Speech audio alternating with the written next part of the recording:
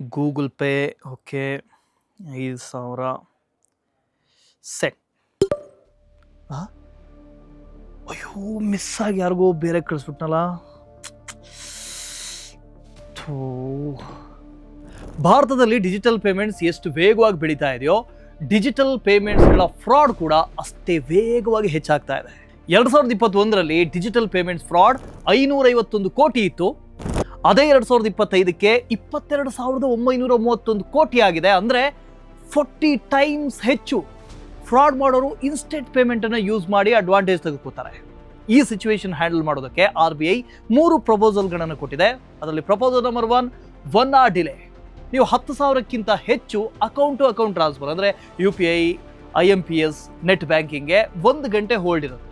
ಹಣ ನಿಮ್ಮ ಅಕೌಂಟ್ನಿಂದ ಡೆಬಿಟ್ ಆಗುತ್ತೆ, ಆದರೆ ರಿಸೀವರ್ಗೆ 1 ಗಂಟೆ ನಂತರ ಮಾತ್ರ ಸಿಗುತ್ತೆ. ಇದ್ರ ಮಧ್ಯ ನೀವು ಟ್ರಾನ್ಸಾಕ್ಷನ್ ಕ್ಯಾನ್ಸಲ್ ಕೂಡ ಮಾಡ್ಬೋದು. ಮರ್ಚೆಂಟ್ ಪೇಮೆಂಟ್ಸ್, ಆಟೋ ಪೇ ಮೇಲೆ ಇದರಿಂದ ಎಫೆಕ್ಟ್ ಆಗೋದಿಲ್ಲ.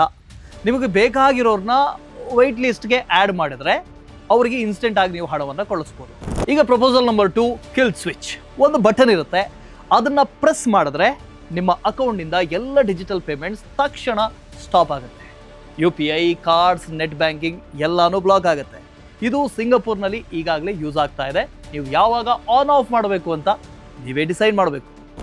Next proposal number 3 trusted person for seniors.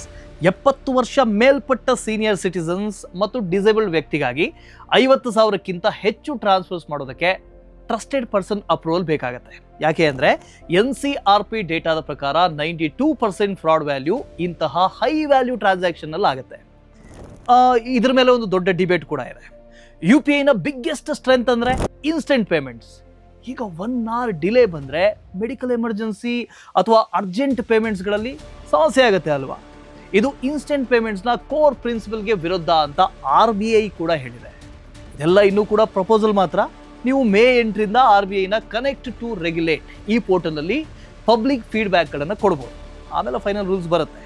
ಈ ಬಗ್ಗೆ ನಿಮಗೇನು ಅನಿಸುತ್ತೆ? ಈ 1 hour ಡಿಲೇ ಒಳ್ಳೆ ಐಡಿಯಾನಾ ಅಥವಾ ಕೆಟ್ಟದ? ಕಮೆಂಟ್ನಲ್ಲಿ ಹೇಳಿ. ಗ್ರೋ ಕನ್ನಡ ಫಾಲೋ ಮಾಡಿ.